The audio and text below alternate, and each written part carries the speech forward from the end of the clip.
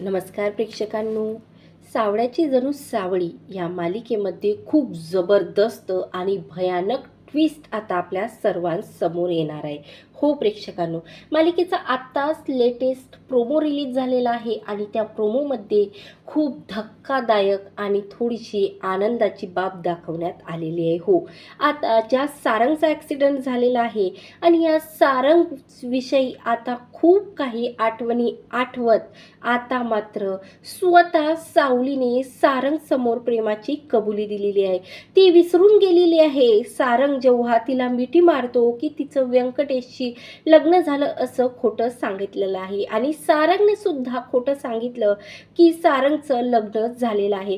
ती सर्व भान विसरून आता सारंगच्या मिठीत जातात. मात्र सर्व विसरून आता सारंगच्या प्रेमाची कबुली हिने आता या सावलीने दिलेली आहे. आणि दुसरीकडे सारंगची ही अवस्था ज्या भैरवीने केलेली आहे, म्हणजे सारंगच्या गाडीचे ब्रेक फेल केलेले आहे, त्या भैरवीले खूप छान प्रकारे अशी कानाखाली मारत मात्र आता तिचं खरं रूप तिलोत्तमासमोर आणलेलं आहे सावलीने. हो, सविस्तर या लेटेस्ट प्रोमोमध्ये काय झालेलं आहे प्रेक्षकांनो हे आपण बघणार आहोत.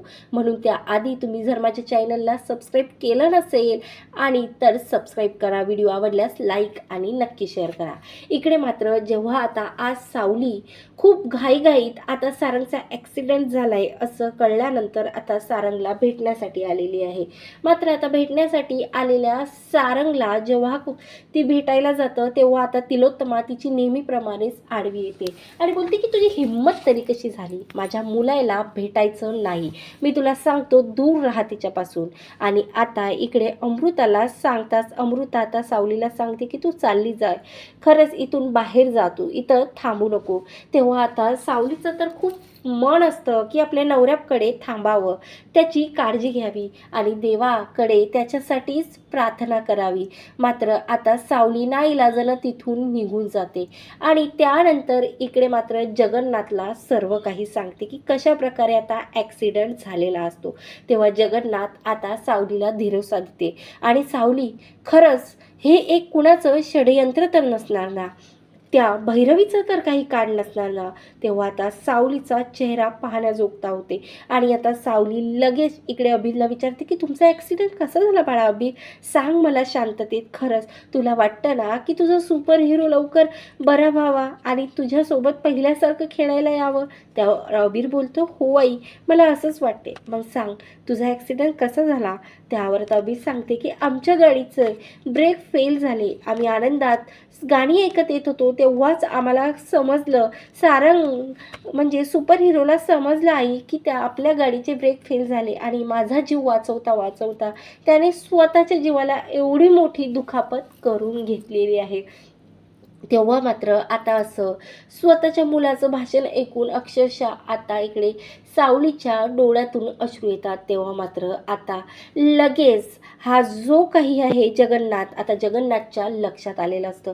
जगन्नाथ आता जिथं जिथं ज्या ठिकाणी आता सारंगची गाडी उभी असते त्या ठिकाणी आता स्वतःची सेटिंग लावत, म्हणजेच आता त्याच्याच घरचे इकडे बबलूच्या मदतीने CCTV फुटेज आता घेते आणि त्या फुटेजमध्ये जगन्नाथला आता पूर्ण दिसते की जो सतत भैरवीसोबत जो माणूस असतो तो माणूस त्याच माणसाने आता इकडे मात्र सारंगच्या गाडीचे ब्रेक फेल केलेले असते. म्हणजे आता तेवढ्यात आता तो CCTV फुटेज इकडे बबलूच्या मदतीने स्वतःच्या मोबाईलमध्ये आता जगन्नाथ घेतो आणि सावलीकडे जातो की सावली बाद झालं, उठ आता.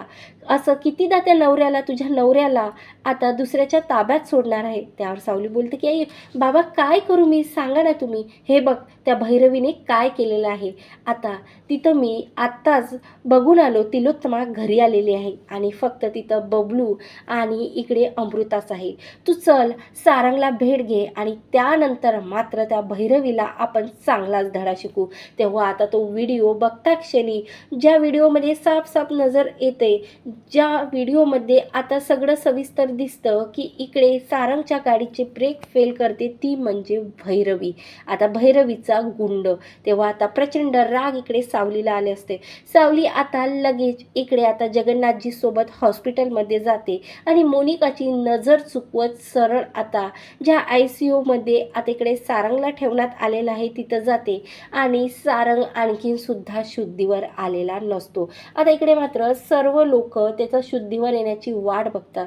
पण जेव्हा आता सावली सारंगचा हात हातात घेते त्या क्षणी आता सावलीचा स्पर्श सारंगला जाणवतो आणि सारंगला एक खूप मोठा ओढत आता सारंग शुद्धीवर येतो की नाही सावली, तुला काही होणार नाही आणि तू मला सोडून जाऊ शकत नाही. तेव्हा आता सावली बोलतं की सारंग, मी तुमच्या पाशीच आहे, तुम्हाला काही होणार नाही, शांत व्हा.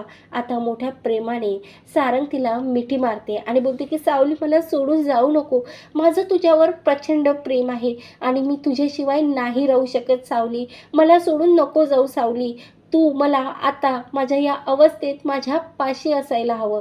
तेव्हा मात्र आता ही जी काही अवस्था झालेली असते सारंगची ती आता भैरवीने केली याचा प्रचंड राग आता सावलीच्या मनात असते. तर सावलीसुद्धा आता सारंगला बोलते की हो सारंग, माझंसुद्धा तुम्ही जेवढं माझ्यावरती प्रेम करता तेवढंच माझंसुद्धा तुमच्यावरती प्रेम आहे. तर इकडे मात्र आता तेवढ्यातच डॉक्टर येतात आणि चेक करतात. तेव्हा आता लगेच सारंग सावलीला बोलतो की सावली, मी ठीक आहे, आता तू काळजी करू नको आणि तू आता घरी जा. मला माहिती आहे माझी ही अवस्था आहे, तर मात्र तू रात्रभर झोपली नसेल, माझीच काळजी घेत असणार ना, मी तुला जाणवतो. कारण आता सारंग जो त्याचा भूतकाळमध्ये सावली वेगळी झालेली आहे हे त्याच्या मेमरीमधून आता निघून गेलेले असतं. त्याला असं वाटतं की सावली ही त्याची बायको आहे आणि आतासुद्धा इकडे मेहंदड्यांच्या घरी ते दोघं एकमेकांसोबत राहतात. म्हणून मात्र आता इकडे तिलोत्तमाला भेटायला इकडे आता सावली जाते आणि आता सारंग ठीक असल्यामुळे तिला थोडंसं बरं वाटतं. आता ती लगेच तिलोत्तमाकडे जाते आणि आता तो व्हिडिओ भैरवीचा जो काही CCTV कॅमेऱ्याचं फुटेज असतं ते आपल्या मोबाईलमध्ये इकडे मात्र आता तिलोत्तमाला दाखवते आणि तिलोत्तमाचे मात्र आता इकडे तो व्हिडिओ बघून मात्र हादरून जाते आणि भैरवी अशी करू शकते. तेवढ्यातच आता तिथं येते ती म्हणजे भैरवी तिलोत्तमाला भेटण्यासाठी. कारण सारंग हॉस्पिटलमध्ये आहे हे ऐकून मात्र ती सहानुभूती दिखाव्यासाठी आता तिथं येते आणि तेवढ्यातच आता लगेच सावलीला असं समोर बघून आता भैरवी हादरून जाते आणि आता ती CCTV फुटेज लगेच आता जी तिलोत्तमाला दाखवलेली होती तीच आता CCTV फुटेज आता स्वतः सावली भैरवीला दाखवते आणि भैरवी बोलते की नाही तिलोत्तमा, मला माहितीच नाही की ही कोणी केलं. तेव्हा आता सावली कशाचाही विचार करत नाही आणि आता अशी जबरदस्त भैरवीच्या कानाखाली मारते आणि भैरवीच्या कानाखाली मारल्यावर बोलते की माझ्या कुंकवाच्या दूर राहायचं, तुझं काय आहे ना मागचा पुढचा, तू माझ्याशी वाद घाल, माझ्या नवऱ्याच्या दूर राहायचं, माझ्या नवऱ्याच्या जर पुन्हा तू वाटेला आले ना तर मी तुझा जीव घ्यायला सुद्धा मागे पुढे फिरणार नाही. तेव्हा आता इकडे लगेच तिलोत्तमासुद्धा भैरवीच्या कानाखाली मारते. तेवढ्यातच आता कॉल येते इकडे म्हणजे तिलोत्तमाला आता अमृताचा आणि अमृता लगेच बोलते की आई तुम्ही हॉस्पिटलमध्ये या. त्यावर आता अमृताला लगेच इकडे तिलोत्तमा विचारते की काही काळजीची तर बाब नाही ना. तेव्हा आता लगेच अमृता बोलते तुम्ही या तर. आता इकडे लगेच तिलोत्तमा या दोघींशीही वाद न घालता आता लगेच हॉस्पिटलमध्ये निघून जाते. आता असं हॉस्पिटलमधून अचानकपणे अमृताचा कॉल आल्यावरती इकडे सावलीसुद्धा आता तिलोत्तमाचा विचार न करता सरळ हॉस्पिटलमध्ये निघून जाते. तेव्हा आता लगेच सारंगच्या रूममध्ये आता तिलोत्तमा जाते, ती तिच्या मागे सावली.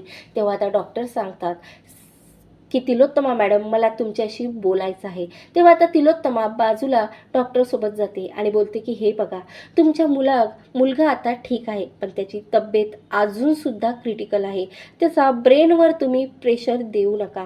त्यांना असं काही 8 वर्षापूर्वीची ज्या काही मेमरीज आहे काही मेमरीज त्यांच्या डोक्यातून निघून गेलेल्या आहे.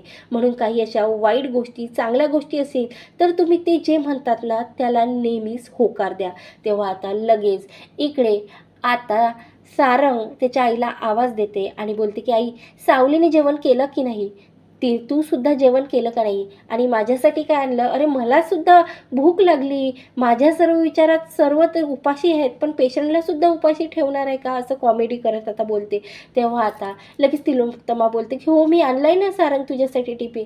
तेव्हा आता लगेच सारंग बोलते की नाही आई तू नको भरू, मला सावली भरवेल. तेव्हा आता लगेच तिलोत्तमा डॉक्टरने सांगितल्याप्रमाणे आता काहीही करू शकत नाही, कारण आता सारंग वरतून जरी चांगला दिसला पण आतून मात्र आता सारंगसाठी तिला सावलीला सून म्हणून तिचा स्वीकार करावाच लागणार आहे. तर सावलीला सुद्धा आता त्याच्या बायकोची ॲक्टिंग करावी लागणार.